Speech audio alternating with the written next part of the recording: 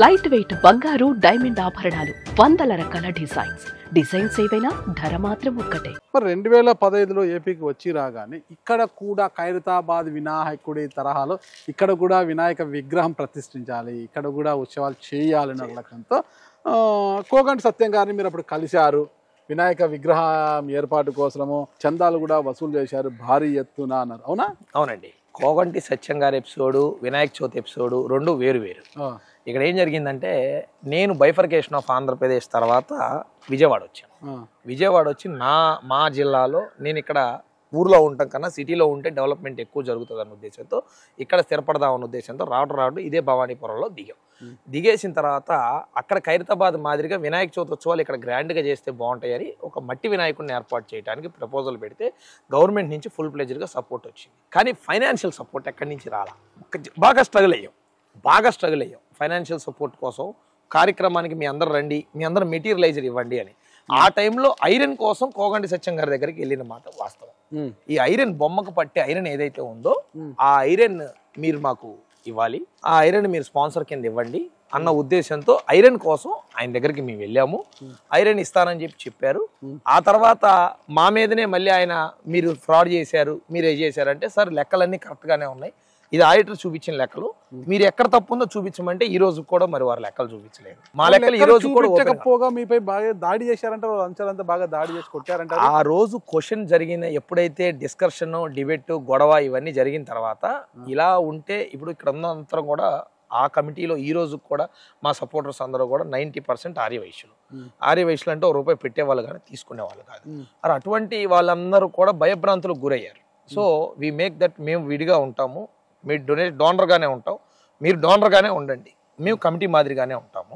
So committee లాగానే ఉంటుంది, donor లాగానే ఉండండి మీరు అని చెప్పిన మాటకి ఇష్యూ పెరిగి మేము సంస్థను రిజిస్ట్రేషన్ చేయడం జరిగింది. ఎందుకంటే రిజిస్ట్రేషన్ చేసే అథారిటీ నాకే అన్ని నా పేరు మీద ఉన్నాయి. పర్మిషన్స్ కానివ్వండి, బొమ్మ పెట్టిన వోచర్లు కానివ్వండి, ప్రతిదీ నా పేరు మీదే ఉంది.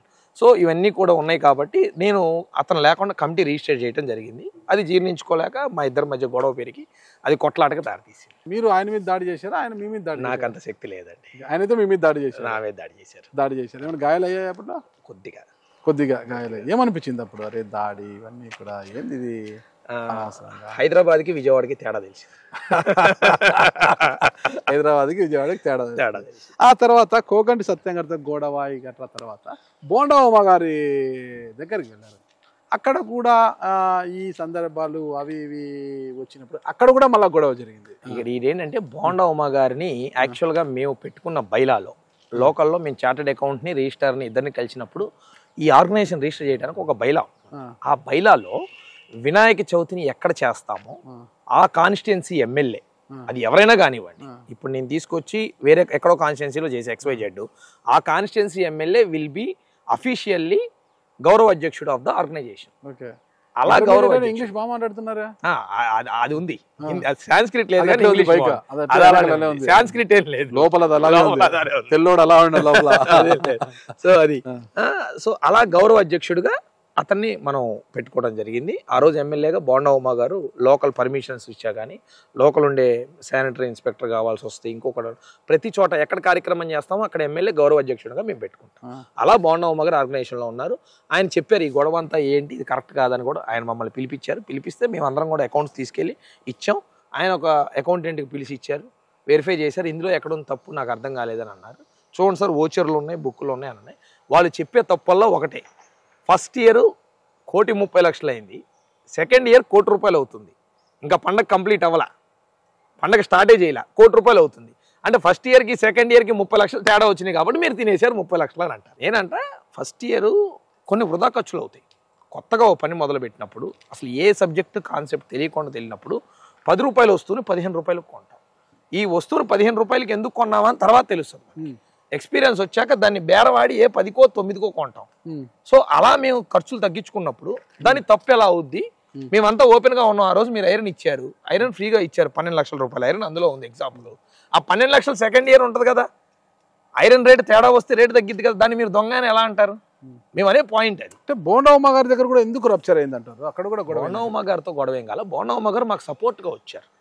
బోండా ఉమ గారు మాకు సపోర్ట్ గా వచ్చారు. అపోజిషన్ పార్టీగా కోగంటి సత్యం గారు అయ్యారు. బోండా ఉమ గారు సపోర్ట్ గా వచ్చారు మాకు. సో మా అందరికి సపోర్ట్ గా బోండా ఉమ గారు నిలబడ్డారు. ఆయన వచ్చే ముందు కూడా 1-2 సార్లు అకౌంట్ పేపర్స్ ఆయనకి ఇమ్మన్నారు, ఆయనకి ఇచ్చాం. ఆయన బయట వెరిఫై చేయించుకున్నారు. అసలు ఇది అవుద్దా లేదా, ఇందులో నిజంగా ఏమైనా తప్పు ఉందా, ఏ కోశాన్ని తప్పు ఉంది ఉంటే అసలు ఏంటని ఆయన వెరిఫై చేయించుకున్నారు. వెరిఫై చేయించుకొని అక్కడ ఏం తప్పు లేదని తెలియకనే బోండా ఉమ గారు మా పక్కన వచ్చి నిలబడ్డారు. మరి బోండా ఉమ గారు మీరు అంత మద్దతు ప్రకటించారు, అంత ఇదైంది కదా, మళ్ళీ షిఫ్ట్ ఎందుకు సిద్ధారాఘవరావు దగ్గరికి మళ్ళీ ఎందుకు షిఫ్ట్ అయిపోయారు? తినాలి మాది తినాలి. సిద్ధారాఘవరావు గారు ఆ రోజు మా కమ్యూనిటీలో R&B మినిస్టర్ గా ఉన్నారు. సో సహజంగా కమ్యూనిటీ రూపాయలు సంపాదించుకోవచ్చు మినిస్టర్ కాబట్టి, మనం 10 రూపాయలు సంపాదించుకోవచ్చు. సంపాదన అనేది ఎప్పుడూ లేదండి, ఇట్స్ ఎ మోరల్ సపోర్ట్ అన్నమాట. ఈ రోజు వరకు ఆయన మంత్రి అయినాక మీరేం సపోర్ట్ చేస్తారు? మాకు మోరల్ సపోర్ట్. ఓకే, మాకు సపోర్ట్ కావాలి, ఆయనకి కాదు. మీరు లోకల్ గా ఉన్నారు విజయవాడలో, బోండా ఉమ గారు లోకల్ గా ఉంటే మీకు ఏదైనా సపోర్ట్ చేస్తారు. ఎక్కడో ఉన్న సిద్ధారాఘవరావు గారు ఏం చేస్తారు? మంత్రి కదా ఆయన, అక్కడ మంత్రి కావచ్చు. ఇక్కడ పవర్ ఎవరు? ఎక్కడైనా స్టేట్ లో మంత్రే కదా సార్. జలీల్ ఖాన్ గారు ఉన్నారు, పక్కన బోండా ఉమ గారు ఉన్నారు. వీళ్ళందరినీ కదా ఎక్కడ ఎట్లా పోతారు? కులాభిమానం, కమ్యూనిటీ యాంగిల్లో ఒక మంత్రి ఉన్నప్పుడు మనం ఇంత పెద్ద యాక్టివిటీ ఒక ఊర్లో ఒక రాష్ట్రానికే పేరు తెచ్చేంత యాక్టివిటీ చేసినప్పుడు సహజంగా ఒక కమ్యూనిటీ వాళ్ళందరం కూడా ఒక దగ్గర. మరి కమ్యూనిటీ మీద అంత ఫీలింగ్ ఉంటే గతంలో రోషయ్య గారు రాష్ట్ర ముఖ్యమంత్రిగా పనిచేసినప్పుడు మరి ఆయన మీద ఎందుకు ఆ ప్రేమ లేకపోయింది? ఆయనతో ఎప్పుడైనా సెల్ఫీలు దిగాలని అనిపించలేదా మీకు? ఎందుకు దిగలేదండి? రోషయ్య గారితో చాలా ట్రావెల్ చేసాం. రోషయ్య గారితో ప్రమాణ స్వీకారం చేయించుకున్నారు, తెప్పించుకొని బందరు తెప్పించుకొని ప్రమాణ స్వీకారం చేశా. ఇదే కృష్ణా జిల్లాకి వాసవి సేవాదల్ అధ్యక్షుడిగా పనిచేశాను నేను, జిల్లా అధ్యక్షుడిగా. ఆ టైంలో రోషయ్య గారిని బతిలాడుకొని గవర్నర్ గా ఉన్నారు, తీసుకొచ్చి ఆయన చేత ప్రమాణ స్వీకారం చేసుకున్నా. రోషయ్య గారు చనిపోయిన తర్వాత కూడా ఆయన పేరు మీద అసెంబ్లీలో తీర్మానం చేయలేదని గొడవ చేసింది కూడా నేనే. మరి కాంగ్రెస్ పార్టీని ఎందుకు ప్రేమించలేదు మీరు? కాంగ్రెస్ తో కాదు, రోషయ్య గారు. ఓన్లీ ఏ వివాదం లేని వ్యక్తి రోషయ్య గారు. రోషయ్య గారు ఈ మా క్యాస్ట్ లో అంటే బిజినెస్ కమ్యూనిటీలో ఆ స్థాయికి వెళ్ళిన వ్యక్తి రోషయ్య గారు. ఆయన మాటకారితనంతో ఆ స్థాయికి వెళ్ళగలిగాడు. ఆయన మా అందరికి ఒక రోల్ మోడల్. సిద్ధారాఘవరావు గారి దగ్గర కూడా బాగా రప్చర్ అయింది మీది అంటారు? ఏం లేదండి, రప్చర్ అనేది ఎక్కడా లేదు. ఈ ఒక్క విషయంలో మా మీద అనుకోని బురద వేశారు. ఇవాళకి కూడా మేము చెప్తున్నాం సుమన్ టీవీ సాక్షిగా, 3 సంవత్సరాలు వినాయక చవితిని చేసాం. 2015, 16, 17 ప్లస్ ఈ సంవత్సరం చేసాం డూండి వినాయకుడు. 4 years చేసాం. 4 years అకౌంట్స్ మీద ఎప్పుడైనా వీఆర్ ఆల్వేస్ వెల్కమ్. ఎవరైనా రావచ్చు, ఎవరికైనా పేపర్స్ ఇస్తాం, ఎవరైనా. ఈ లెక్కల విషయంలో ఎప్పుడు మీ మీద ఆరోపణలు వస్తూనే ఉంటాయి. ఇప్పుడు కూడా మళ్ళీ కొత్త ఆరోపణ మళ్ళీ వచ్చింది సార్. అదే వరద బాధితుల పేరుతో భారీగా డబ్బులు దండుకున్నాడు, వరద బాధితులకి ₹1 లేదు కానీ మొత్తం డూండి వాళ్ళ ఇంట్లో దాచేశాడు అనేది పెద్ద ఎత్తున ఆరోపణ. ఇది పార్టీ అధిష్టానం కూడా తెలిసింది. అది అసలు ఇక్కడ విచిత్రం ఏంటంటే సార్, వరద బాధితులకి మాకు అసలు ఎక్కడి నుంచి కూడా ₹1 ఎవరికి, నాకు కాదు, ఏ పొలిటికల్ లీడర్కి ఇవ్వాల. అది ఎక్కడి నుంచి ఇచ్చారు? అసలు ఏ పొలిటికల్ లీడర్కి ఇచ్చారు? మీరు బయట కలెక్ట్ చేశారు అని. ఎక్కడైనా సరే ఎవరు డబ్బులు ఇచ్చినా సరే దానికి ఒక ఆధారం ఉంటది. హ్యాపీగా వాళ్ళు ఎక్కడన్నా చూపించవచ్చు. వీఆర్ రెడీ అని చెప్తున్నా కదా. మేము ఈ సంవత్సరం డూండి గణేష చేసాం. మా డోనర్స్ అందరినీ కూడా హోటల్లో కూర్చోబెట్టి మీటింగ్ పెట్టి పేపర్స్ అన్ని ఇచ్చి, ఇదిగోండి చార్టెడ్ అకౌంట్, మేము అప్రూవ్ చేసిన అకౌంట్, మీకు ఏమైనా డౌట్లు ఉంటే అడగండి అని మీటింగ్ పెట్టి మీ అకౌంట్స్ చూపించాం. అసలు వరద బాధితుల ఎపిసోడ్లో మేము ఇన్వాల్వే కాలేదు. మేము కానీ నా వెనకున్న ఆర్గనైజేషన్స్ కానీ అసలు వాటిలో ఫుల్ ప్లెడ్జ్డ్గా ఫైనాన్షియల్గా మేము సర్వీస్ చేసాం కానీ ఎక్కడ ఇన్వాల్వ్ కాల. మేము ఎక్కడ డబ్బులు వసూలు చేయలే, ఎక్కడ ఖర్చు పెట్టలా. ఆర్గనైజేషన్లో లిక్విడ్ ఫండ్గా ఉన్న డబ్బుల నుంచి భోజనాలు పెట్టాం, అంతవరకే. నా వెనకున్న ఒక 4-5 ఆర్గనైజేషన్స్ ఉన్నాయి. ఈ ఆర్గనైజేషన్స్ లిక్విడ్ ఫండ్గా ఉన్న వాటితో 10,000 మందికి భోజనాలు పెట్టాం. మహా ఎక్కువ కూడా మేము పెట్టలేదు. It's recorded. మేము డబ్బులు మా దగ్గరికి ఏదైనా ₹1 వచ్చిందా, సరుకు రూపేనా కానీ, డబ్బు రూపేనా ఉన్నాయా కరెక్ట్ గా? అసలు ఉంటేనే కదా, ఖర్చు పెడితేనే కదా సార్. 10,000 మందికి భోజనాలు ఎంత అవుతాయి సార్? యావరేజ్ గా ₹110 చొప్పున భోజనం ఇస్తే 10,000 మందికి ఎంత అవుతాయి? అదే డబ్బులు ఆ అకౌంట్ నుంచి అతను క్యాటరింగ్ అతనికి ఇచ్చాం, అంతే.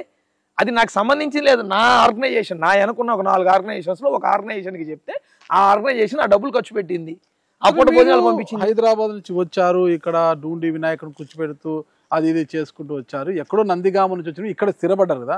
ఈరోజు బాగా హ్యాపీగా లావిష్ గా ఉన్నారు, మంచి కారు గట్రా ఫుల్ లావిష్ గా ఉన్నారు. మరి ఏం కష్టం చేసి డబ్బులు సంపాదిస్తున్నారు మీరు? నా బిజినెస్ నాకు ఉంటుంది కదా. ఏం బిజినెస్? నేను వ్యాపారస్తుని. ఏం వ్యాపారము? నేను గతంలో డూండి సర్వీసెస్ అని ఈవెంట్ ఆర్గనైజేషన్ కింద చేసాము. ఏమేం చేస్తాను? అన్ని కార్పొరేట్ ఈవెంట్స్ అన్ని చేసేవాళ్ళం. కార్పొరేట్ ఈవెంట్స్ చేసాం. ఆ తర్వాత ఎలక్ట్రిక్ వెహికల్ షోరూమ్ ఉండేది. వెల్లంపల్లి గారు గొడవలు, మా గొడవల మధ్య అది మూసేసాము. ఆ తర్వాత ఒక ప్లాంట్ లో పార్ట్నర్ గా జాయిన్ అయ్యాము. అది నడుస్తానే ఉంది. ఇప్పుడు కూడా కంటైనర్ ఏ plant తీసుకొస్తాం, అది? అమ్మొస్తాం. Electric 2-wheeler plant, okay Kubera motors. కుబేరం ఇప్పటికీ ఆ ప్లాంట్ ఉంది, ఆ అకౌంట్స్ అంతే ఉంటాయి. వ్యాపారం అందులో నా డబ్బులు ఎంత పెట్టుబడి ఉందో వైట్ గానే ఉంది, బ్లాక్ గా వెల్లంపల్లి లేదు. గారికి మీకేంటి గొడవ? గతంలో మీరు వెల్లంపల్లి గారి దగ్గరికి వెళ్ళారు కదా, ఆయన మిమ్మల్ని నమ్మకుండా వెనక్కి పంపించేశారంటారు. నమ్మటం నమ్మకపోవటం అంటూ ఏం లేదు, అది ఒక ఇగో ఫీలింగ్ అన్నమాట. నేను ఇక్కడ లీడరు,